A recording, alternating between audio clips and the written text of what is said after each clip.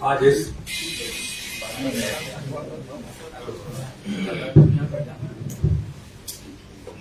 पत्रकार वार्ता में हमारे बीच उपस्थित हमारे प्रदेश के प्रभारी आदरणीय मुरलीधर राव जी, हमारे सभी भोपाल के पत्रकार मित्रों का बहुत स्वागत है। कल 7 नवंबर को भारतीय जनता पार्टी की राष्ट्रीय कार्य समिति की बैठक संपन्न हुई है। ये बैठक पूरे देश भर के अंदर वर्चुअली नई तकनीकी के इस युग में और कोरोना के इस संकट में जो भारतीय जनता पार्टी ने विगत 2 वर्षों से जिस प्रकार से अपने संगठन के काम को जो संचालन किया, उसमें वर्चुअली इस सिस्टम का भी बहुत महत्वपूर्ण योगदान रहा है। तो राष्ट्रीय कार्य समिति की बैठक भी वर्चुअली हुई है। इस बैठक में माननीय राष्ट्रीय अध्यक्ष जी श्री जेपी नड्डा जी की अध्यक्षता में नई दिल्ली में बैठक संपन्न हुई, जिसमें माननीय प्रधानमंत्री जो दुनिया के सबसे ताकतवर नेता आदरणीय नरेंद्र मोदी जी का मार्गदर्शन भारतीय जनता पार्टी के सभी राष्ट्रीय कार्य समिति के सदस्यों को उनका मार्गदर्शन हमें मिला है। भारतीय जनता पार्टी की इस कार्य समिति में प्रारंभिक दौर में ही कोरोना के संकट में देश के ऐसे सभी लोगों को जो कोरोना के संकट के कारण से जो हम सबको छोड़ करके चले गए और समाज के ऐसे कई प्रबुद्ध लोग, तो उनको 2 मिनट का मौन धारण करके शोक प्रस्ताव पारित हुआ।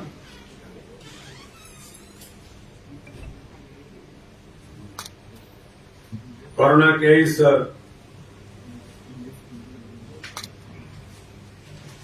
शोक प्रस्ताव में नागरिकों के साथ साथ जो हमारे वरिष्ठ पत्रकार हैं, स्वर्गीय रोहित सरदाना जी से लेकर श्री पुनीत राजकुमार जी तक, और ऐसे कई लोग देश के जिनके नामों का उल्लेख करते हुए भारतीय जनता पार्टी की राष्ट्रीय कार्य समिति ने शोक प्रस्ताव में शोक संवेदनाएं व्यक्त की। बैठक में कोरोना के संक्रमण के समय देश के निर्णायक नेतृत्व करने के लिए देश में वैक्सीन तैयार करने को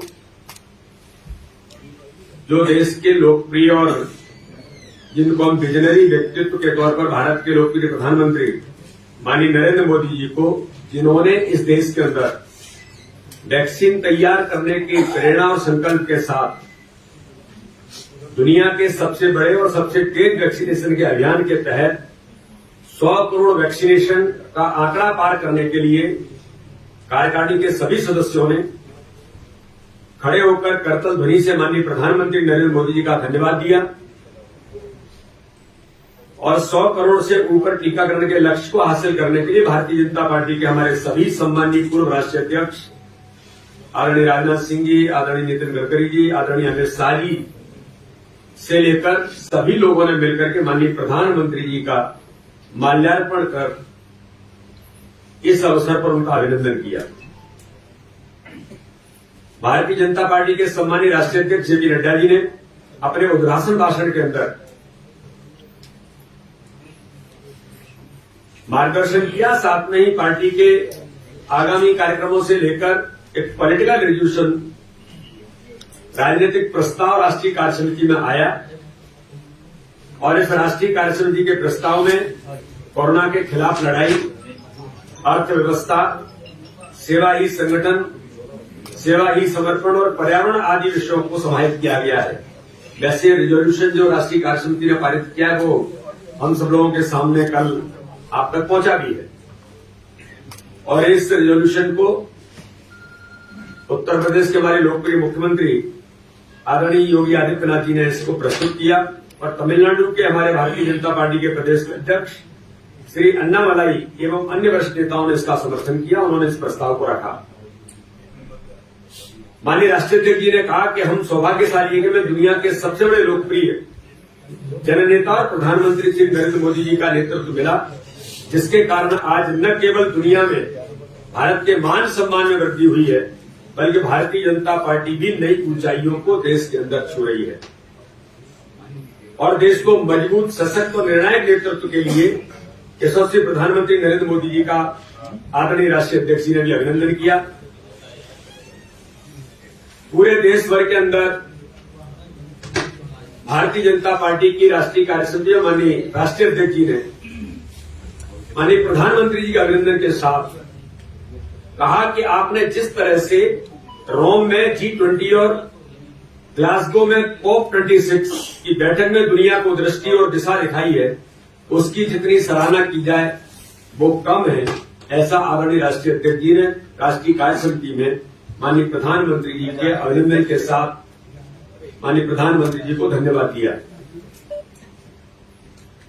माननीय राष्ट्रीय अध्यक्ष जी ने विशेष तौर पर इस बात का उल्लेख अपने उद्बोधन में कहा कि जिस प्रकार से कोरोना के संकट में जो लोग प्रभावित हुए, माननीय प्रधानमंत्री जी ने देश के 80 करोड़ लोगों को, कि भारत के अंदर कोई गरीब भूखा न रहे, तो पिछले फेज के अंदर भी 11 महीने और अभी फिर दूसरा जब फेज आया था उस समय 80 करोड़ लोगों के ये देश के सबसे बड़े खाद्य राहत अभियान प्रधानमंत्री गरीब कल्याण अन्न योजना का जो शुभारंभ किया,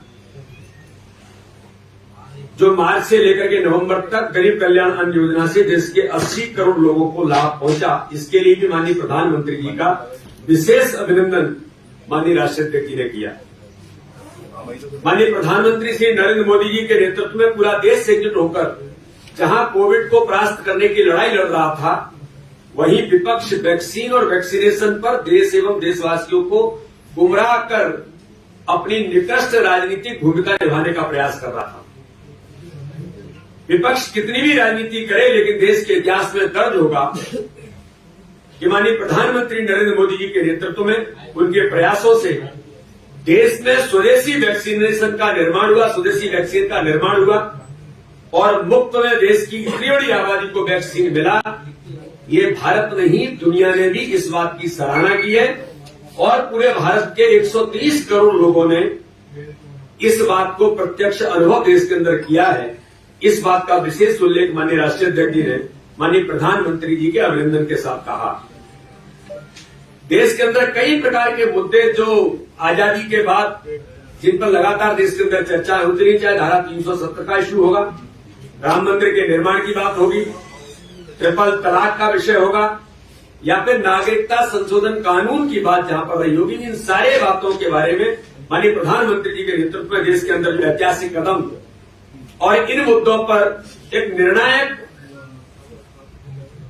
माननीय प्रधानमंत्री जी के नेतृत्व में जो दिशा देश के अंदर तय हुई, इस पर भी माननीय राष्ट्रीय अध्यक्ष जी ने माननीय प्रधानमंत्री जी का अभिनंदन किया है।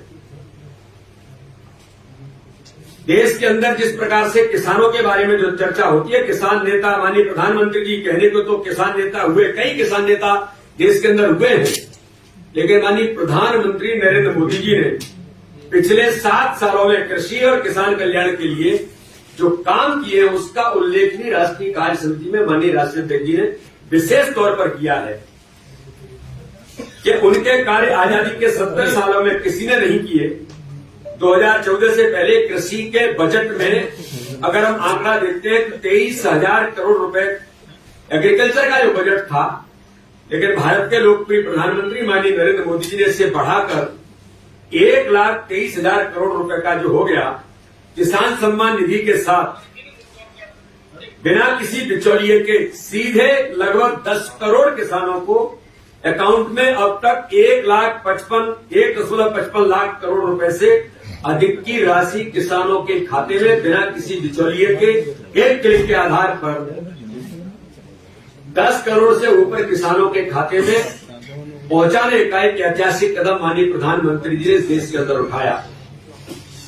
सच्चे अर्थों में अगर हम कहें कि देश के अंदर लोग राजनीति करने का जो प्रयास करते हैं, जैसे किसानों के नाम पर भी लोगों ने जिस प्रकार से राजनीति करने का प्रयास किया, जिसका मैंने उल्लेख किया, लेकिन बाबा साहब अम्बेडकर के बारे में इस भारत के अंदर आजादी के बाद अगर किसी नेतृत्व ने काम करने का प्रयास किया है, उनके मान सम्मान के साथ उनके विचारों को जमीन पर हम कैसे प्रतिपादित करेंगे, तो मुझे कहने में गर्व है माननीय राष्ट्रीय अध्यक्ष जी ने इस बात का विशेष उल्लेख किया कि बाबा साहब, भारत रत्न बाबा साहब अम्बेडकर जी को दुनिया भर में स्थापित करने के लिए जो भारत के लोकप्रिय प्रधानमंत्री मोदी जी ने जो कदम उठाए, चाहे उनके पंच तीर्थ का विकास हो या बाबा साहब अम्बेडकर के विचारों को जन जन तक पहुंचाने की बात हो, ये ऐतिहासिक कदम इस देश के अंदर भारत के लोकप्रिय प्रधानमंत्री माननीय नरेंद्र मोदी जी ने उठाया है।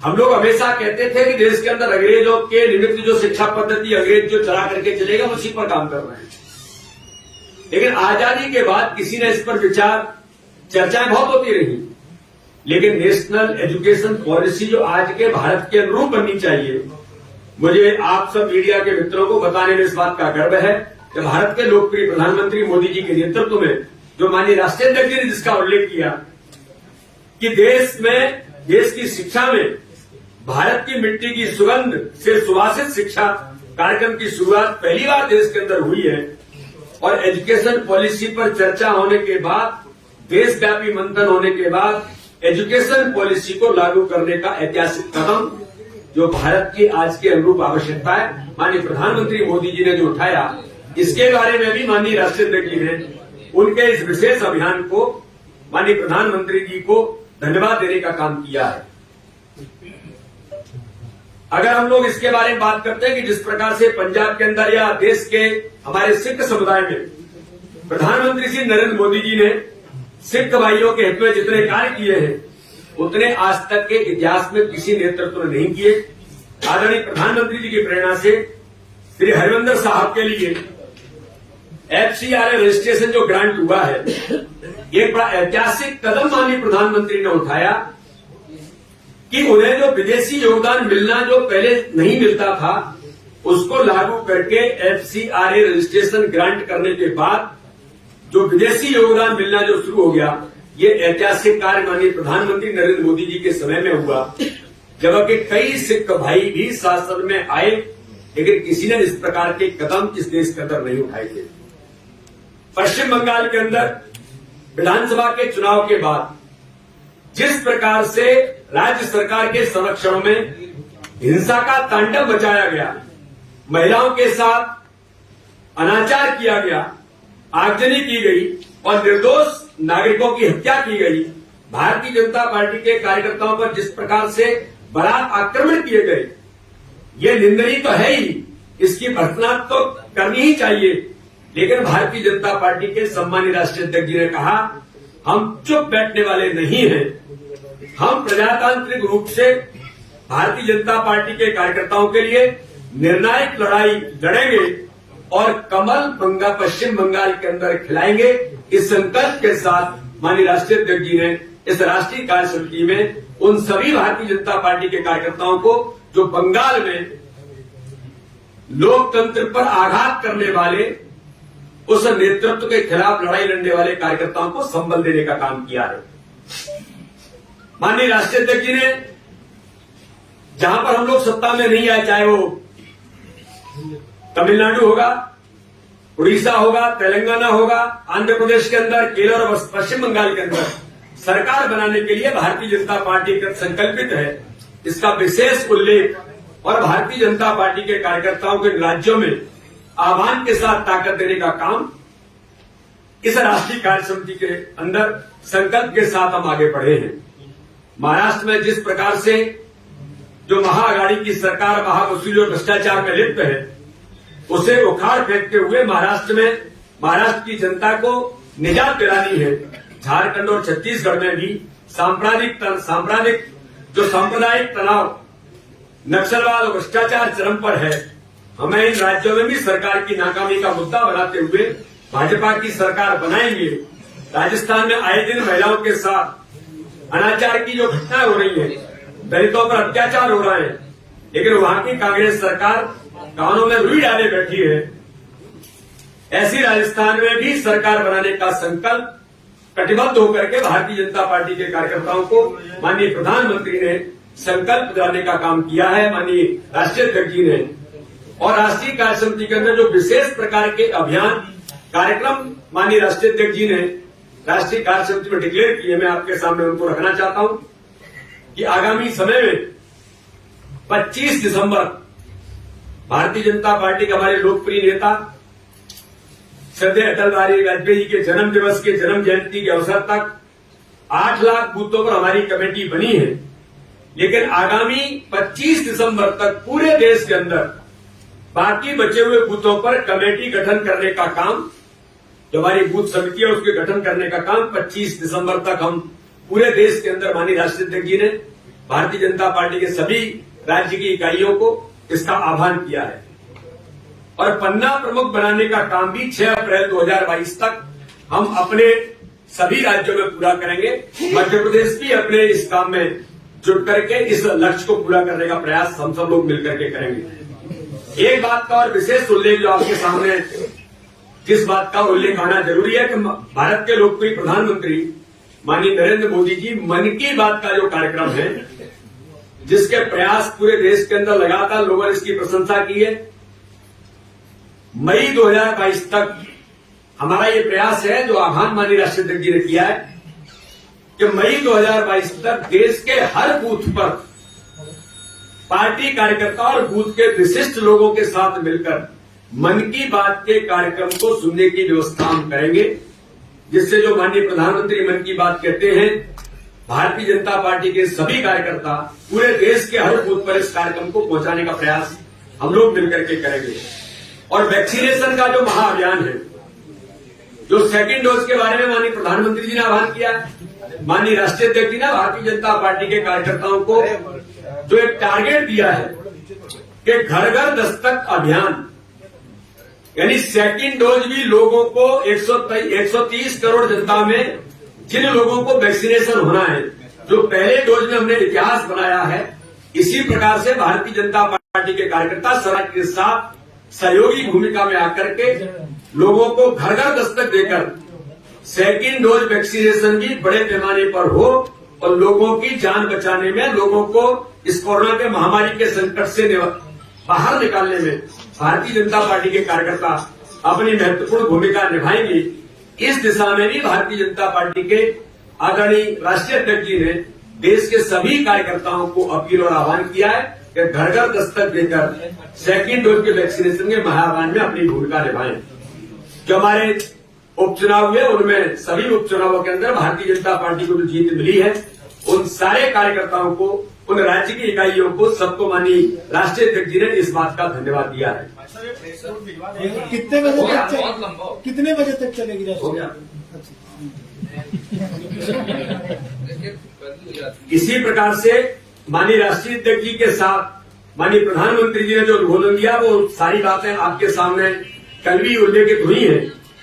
मैं केवल 1-2 बातों का उल्लेख करके इन बातों को मैं समाप्त करूंगा कि बैठक के समापन में माननीय प्रधानमंत्री जी ने जो मुख्य तौर पर जिन बातों का, 2 बातों को मैं उल्लेखित करना चाहता हूं। उन्होंने कहा कि भाजपा में परिवारवाद नहीं है, हम दूसरी पार्टियों से अलग हैं, पार्टी का आधार सेवा, संकल्प और समर्पण पर टिका है। उन्होंने पार्टी कार्यकर्ताओं से जन जन के मन के विश्वास का सेतु बनाने का आह्वान किया और आम जनता के साथ आत्मीयता से संपर्क बढ़ाने पर माननीय प्रधानमंत्री जी ने भी इस पर बल दिया है। इन्हीं बातों का उल्लेख करके भारतीय जनता पार्टी की राष्ट्रीय कार्यसमिति में जो चीजें हुई है, मैंने आपके सामने रखी हैं। आपको चूंकि अचानक ये विषय आपके सामने आया, इसलिए आपको ऐसा लगा होगा। माननीय मुरली जी हमारे बीच में हैं, वो अपनी बात को हमारे बीच में रखेंगे।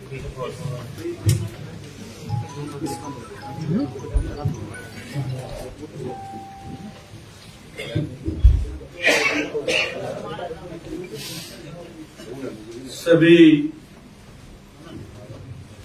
पत्रकार मित्रों का आज के इस वार्ता में स्वागत करता हूं और बहुत संक्षिप्त में मैं अपने ओर से बात रखता हूं ताकि आप लोगों को ऐसा न लगे। डिटेल में रखिए,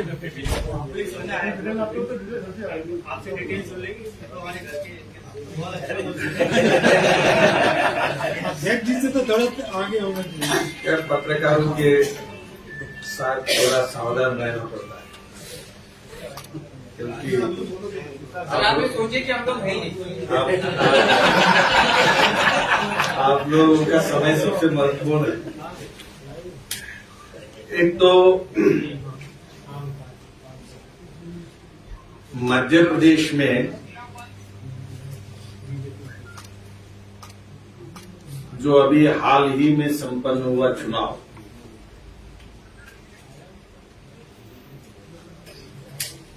अब एक बात आपको मैं आपके ध्यान में लाना चाहता हूं।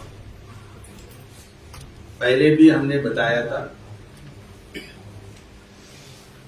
तो उसको कहने से पहले मैं इससे शुरुआत करूंगा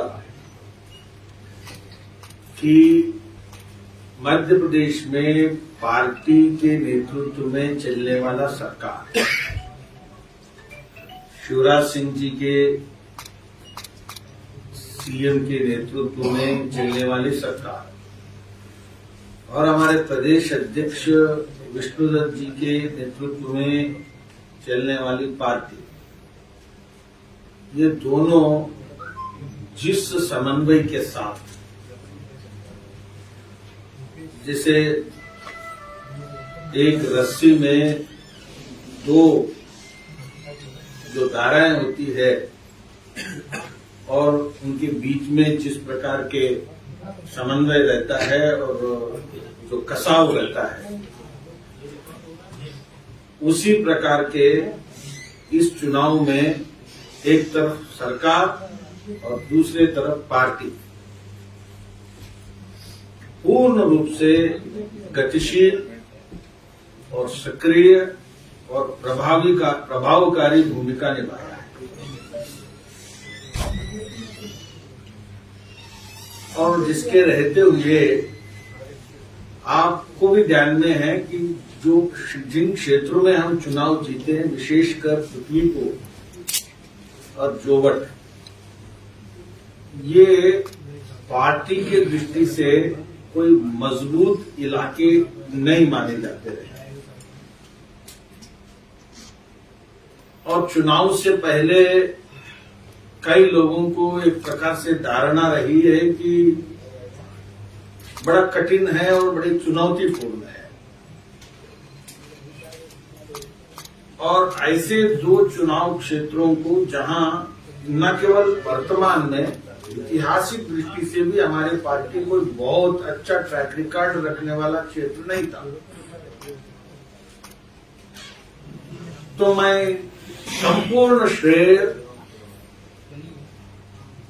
हमारे मुख्यमंत्री जी और हमारे पार्टी अध्यक्ष जी के नेतृत्व में जो सारे लोग लगे हैं और एक चुनौतीपूर्ण सफलता को हासिल किया है, और हम पार्टी के ओर से राष्ट्र के नेतृत्व भी और संपूर्ण राष्ट्रीय स्तर की नेतृत्व इस विषय पर, इस सफलता पर हमने अभिनंदन किया है।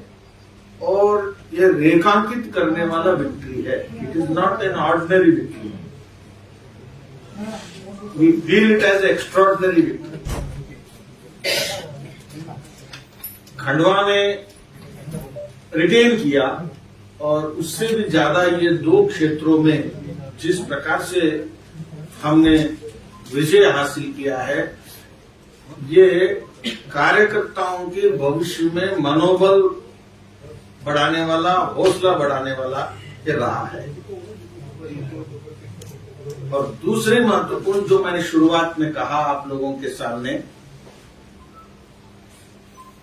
पहले भी मैं पत्रकार वार्ता में जब नया आया था तब मैंने आप लोगों के सामने कहा था कि मध्य प्रदेश मोटे तौर पर बाइपोलर स्टेट रही है कई वर्षों से।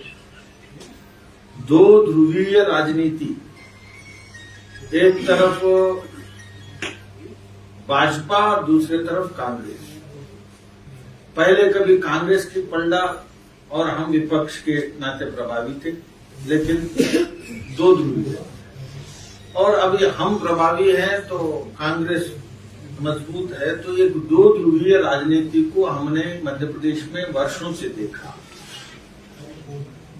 और हमने इस चैलेंज को लिया है कि ये दो ध्रुवीय राजनीति में अदला बदली नहीं, अब भाजपा लंबे समय तक सत्ता में रहेगी। और जितनी भी चुनौती और संकल्प है हमारे सामने उसको हम लेंगे, चुनौतियों को स्वीकारेंगे और संकल्प लेंगे कि BJP for the next 2 decades, अभी तो 2 दशक नहीं, आने वाले और 2 दशक तक, एक जमाने में कांग्रेस जैसे पंचायत से पार्लियामेंट तक हावी थी, और वैसे हावी रहने वाले राजनीति को हम स्थापित करेंगे। और मैं कह रहा हूं कि ये 2 विधानसभाओं की उपचुनाव में कार्यकर्ताओं की आत्मविश्वास और हौसला उस ओर बढ़ने का काम हुआ है।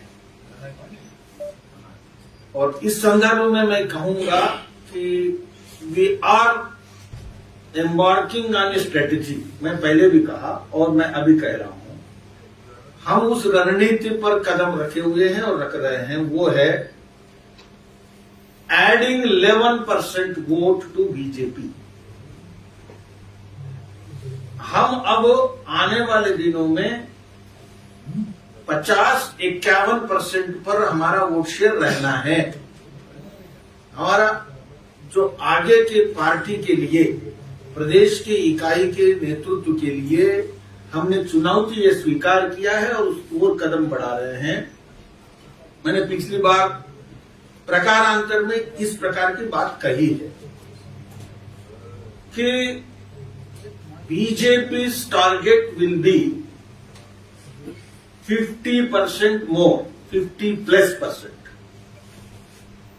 तो इसका मतलब है 10 से 11% वोट बीजेपी को बढ़ाना।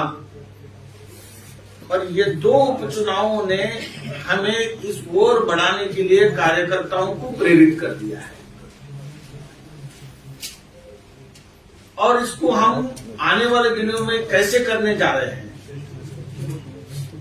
तो मैं डिटेल्स में नहीं जाऊंगा कैसे करने जा रहे हैं, लेकिन ब्रॉडली मैं आपको बता रहा हूं। हम कोई प्रदेश में बैठकर मैप नहीं बनाएंगे। हमारा बॉटम अप, हमें हर बूथ को, ये हमारे कार्यकर्ताओं की पार्टी आप जानते हैं, और पूरे देश में आज कोई कार्यकर्ता, कहने वाले कार्यकर्ता रखने जिनके साथ है, ऐसा केवल हमारी पार्टी है। जो लोग हमारे पार्टी के सिद्धांत और पार्टी को कई बार नहीं मानते हैं, वे भी ये मानते हैं कि ये कार्यकर्ता की पार्टी है। ऐसे में हम अब टारगेट बनाने जा रहे हैं, एवरी बूथ एड 10%। आज जहां बूथ है, जहां पर उसको X वोट मिला है, तो उसको मैपिंग करना है कि X+10। आज कोई बूथ कमजोर है, 30% है, तो मिनिमम 10 ऐड कर। ऐसा करके हम, ऐसा नहीं कि एवरेज 11% बढ़ाना है और स्टेट में कोई मैप कर दिया, ऐसा नहीं। हम बूथ के साथ बैठने वाले हैं और बूथ कमिटी को बिठाने वाले हैं और उनका वोट उनके सामने रखने वाले हैं, और उसके बाद हम कहां कम कहां, ऐसा करते हुए booth committee will prepare a road map to add 10%। अब हमारा जो 2021 एंडिंग से लेकर 2022 एंड तक हमारा जो टारगेट है, 2023 एंड नहीं हमारे इस टारगेट के लिए, कि उसको एड 10% वाला संगठन कैसा होना चाहिए, और उसी का मंडल में एग्रीगेट करते हुए उसका और बाएं दाएं का क्या एडिशन हो सकता है, और उसी का फिर हम जिला में पूरा एग्रीगेट करते हुए विशेष जोन्स क्या हो सकते हैं। तो role model state Madhya Pradesh BJP को पूरे देश में बनाना है। तो हमारा अब टारगेट है एड 10%, 50+%। पार्टी से जब अब ऊपर उठकर 50+% बनाना, उसके लिए मैक्रो नहीं केवल माइक्रो प्लानिंग, ये इस चुनाव के बाद हम अब इम्प्लीमेंटेशन की ओर कदम बढ़ा रहे हैं। तो मैं एक बात आपके सामने ये एक बताना चाहता हूं। पॉइंट 2, अब हमारे पार्टी 2 एरियाज में स्पेशल डायमेंशन, स्पेशल आयाम। एक है शेड्यूल्ड ट्राइब, जनजाति। मैं जब आया तो बताया था, आपको मालूम है, पहली प्रेस कॉन्फ्रेंस में मैं बताया कि जनजाति वाला विषय पर हमारा एडिशनल फोकस रहेगा,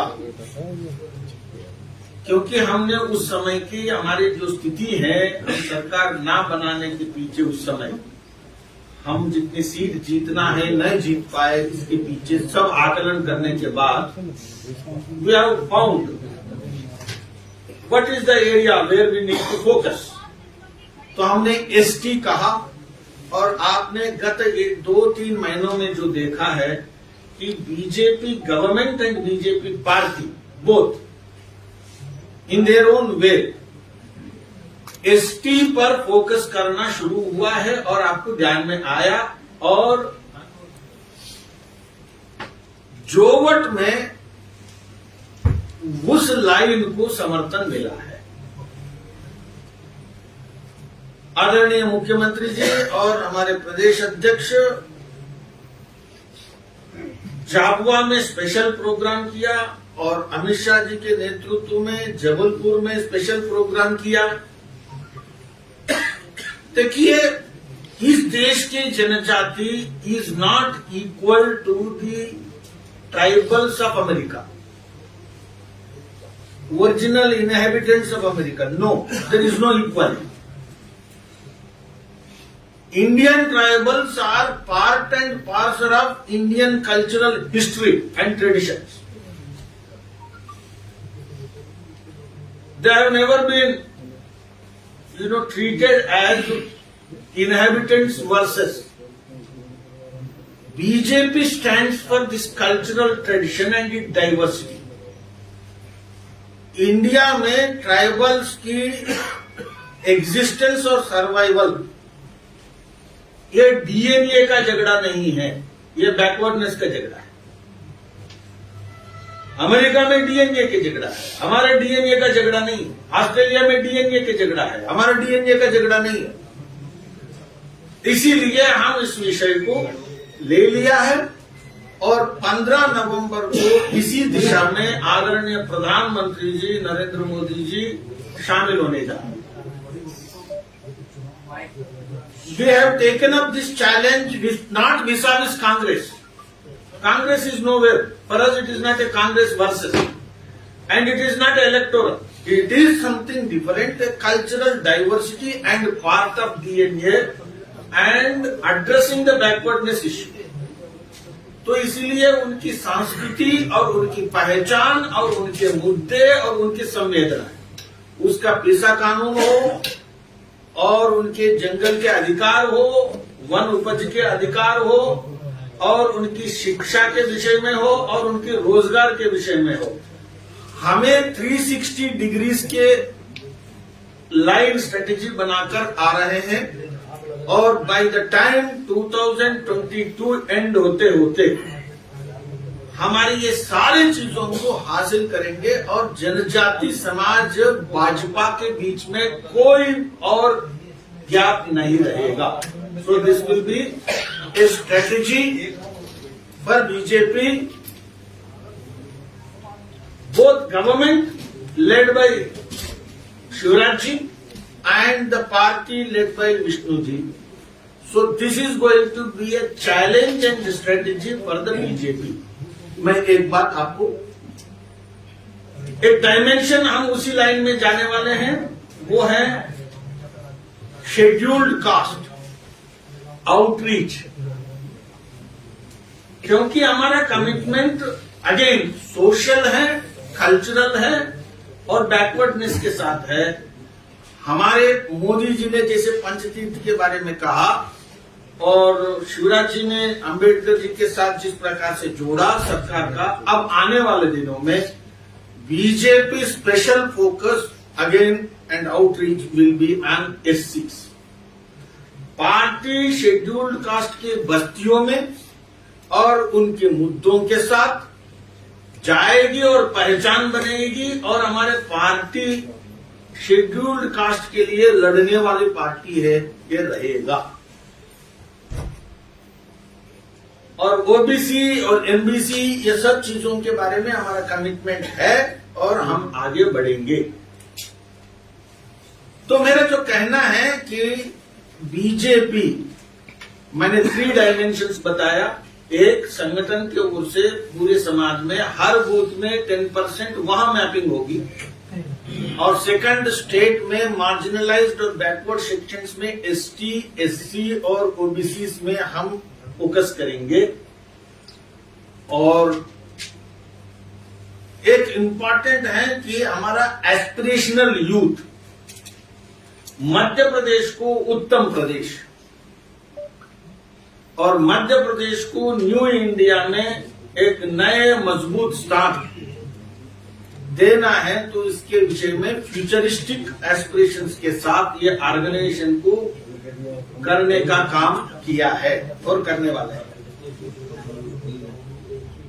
और इसमें अंत में कांग्रेस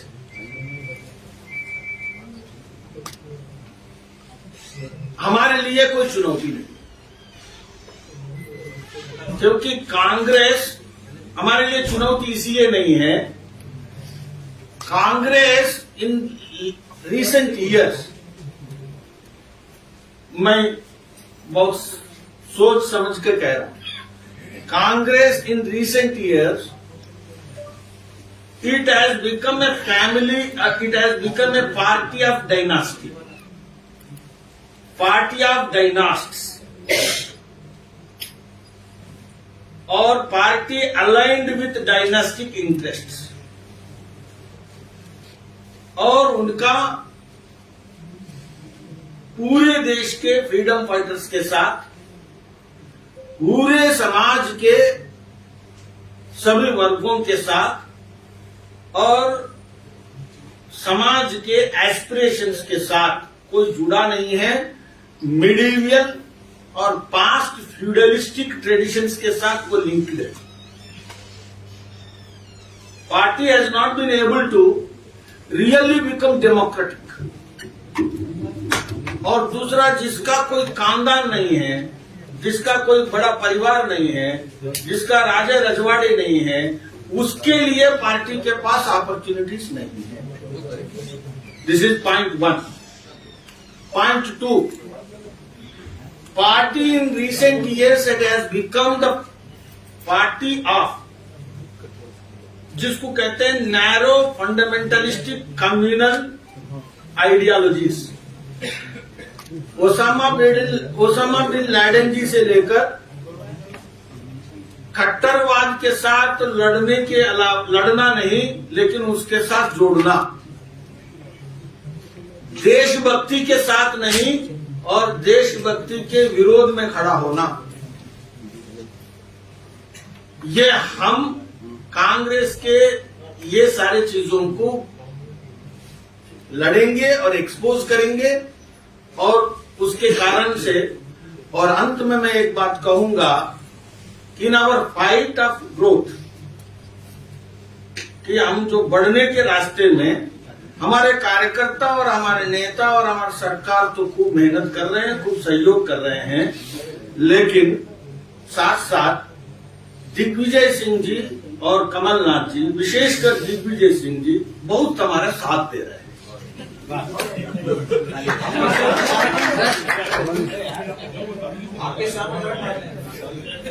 बहुत साथ दे रहे हैं, क्योंकि by displaying true colours of Congress, हमारे साथ कैसे दे रहे हैं, कांग्रेस के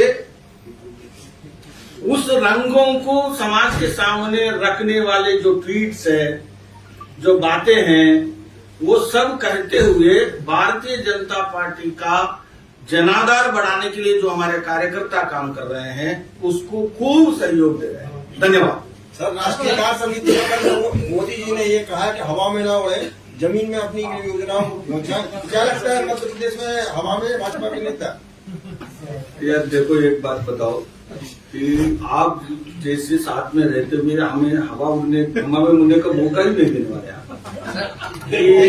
तो है जैसे सुनो कि जैसे आप ऐसे प्रश्न करते रहोगे तो उड़ने की संभावना ही खत्म हो जाएगी कि हम उड़ेंगे तो भी धरती पर लाओगे। देखो, हम असेंबली में चुनाव जीतने के बाद, पार्लियामेंट में चुनाव जीतने के बाद, और हमारे पार्टी, और मैं एक बात कहना भूल गया, दोबारा कह रहा हूं, देखो ये श्रीमान दिग्विजय सिंह ट्वीट नहीं किया अभी तक कि डीजल और पेट्रोल में कांग्रेस सरकारों को क्या करना चाहिए, एक ट्वीट नहीं। भाई पंजाब के राजस्थान क्या देश में नहीं है, पाकिस्तान में है? राजस्थान कहाँ है? और वो कर लेगा तो आपको विशेष ताना आ गया। भाई हमारा बार बार बोलने का यह है कि दिग्विजय सिंह केवल हमें जगाना नहीं, आपके पार्टी को जगा लो।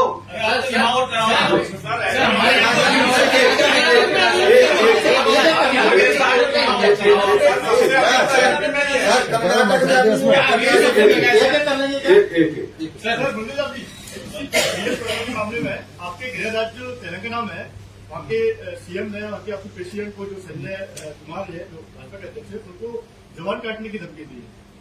अरे भाई साहब, मैं बताऊं, आप विषय ये कह रहे हैं, वो पेट्रोल डीजल के बारे में नहीं दिया। और सुनिए, वो क्या है, देखो, जवान काटने की धमकी जो चंद्रशेखर राव ने दिया है, तो आप जानते हो कि वो भाजपा का बहुत सेवा कर रहा है कि लोकतंत्र के विरोध में जो भाषा होती है, उस भाषा के कारण कोई लाभ नहीं होने वाला। और हमारा जुबान काटेंगे, अगर ऐसे धमकी देने से हम पार्टी छोड़ के जाने वाले हैं, हमारा राजनीति छोड़ के जाने वाले हैं, हमारे कार्यकर्ता भाग जाएंगे, ऐसा कोई इतिहास नहीं है। इसलिए हम सामना करेंगे। हम तेलंगाना में चुनाव जीता है तो परेशानी गर्मी लग गई नीचे से, तो इसलिए एक बात ध्यान रखो।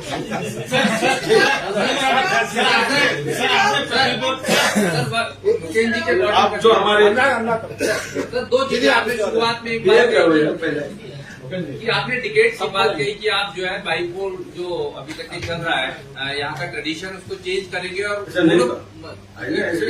आपने कहा कि हम लगातार 10 साल तक राज करेंगे, सत्ता में रहेंगे, आपने ये कहा। तो और दूसरी तरह इसमें जो कही कि जो कोऑर्डिनेशन है बहुत अच्छा है दोनों लीडरशिप का, ऑर्गेनाइजेशन और गवर्नमेंट दोनों का, तो ये भी देखा जाए कि दूर तक के यही दोनों चलने वाले खिलाड़ी। अच्छा, ये देखो, मेरे पिछली बार में आपने कहा कि भाई ये क्या, आपने तो ये तो आप पूछा कि भाई क्या मैं ही चलने वाला हूँ हमेशा के लिए?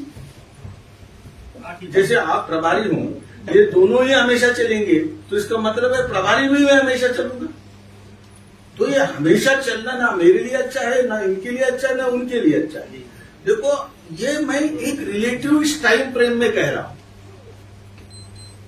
कि भाई बाकी तो ग्रोथ तो इनको भी करना है, क्योंकि इनको जिंदगी भर यही देखना चाहते हो, या शिवराज जी को भी। तो ऐसा देखो, अनंत काल तक की बातें मेरे से मत टिकट की आपने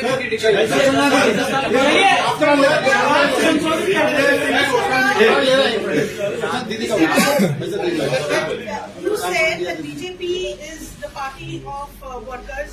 Workers are struggling. They are going to get you 10% more votes, etc.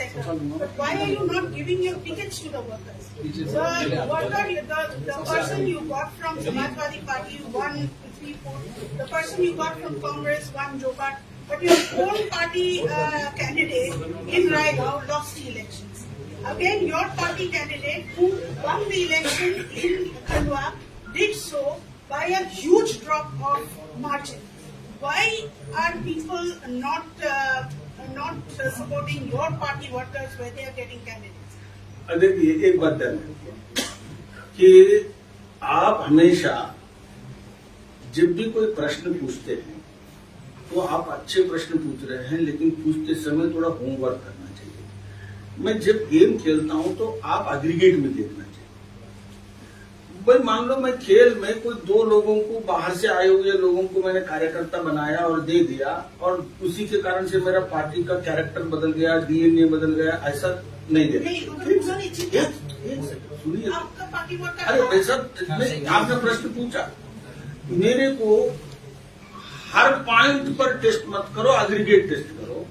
Party हमारी आने वाले दिनों में मध्य प्रदेश में जो आइडियोलॉजी और कमिटमेंट के साथ काम कर रहे हैं उन्हीं की रहेगी और उन्हीं की बनेगी और उसमें उनका स्थान सुरक्षित रहेगा। और मैं आपको गोल्ड प्लेट पर या ग्रेनेड पर लिख के दे दूंगा। पर चुनाव लड़ने से बाहर से लाएंगे? नहीं, ऐसा नहीं।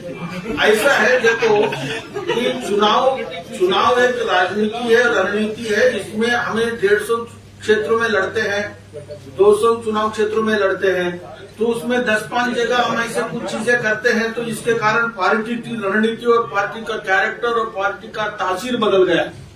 ऐसा कभी मत सोचिए भाई साहब, एक ऐसा नहीं होगा। छोटा सा सवाल। मुरली जी, आप बताओ, आप मतलब सुबह तक ये कह रहे थे कि राजनीति हमारे लिए जनसेवा है, थोड़ी सी देर में राजनीति आपके लिए खेल हो गई? नहीं है, बिल्कुल नहीं है। अभी कहा कि हम खेल खेल रहे हैं। नहीं, राजनीति आपके लिए खेल है, नहीं, जनसेवा है। एक सेकंड, आप लोग देखिए कि हमारे लिए जनसेवा है, लेकिन चुनाव एक युद्ध भी है। और हमने कहा 230 क्षेत्रों में जब हम टिकट देते हैं और जो लड़के जीत के आते हैं उसमें हम अपने कार्यकर्ताओं को और निष्ठा को और समर्पण को अगर हम प्रायोरिटी नहीं दे रहे हैं तो देश में हमसे ज्यादा प्रायोरिटी पर रखने वाला कोई पार्टी आपको दिखाई देता है?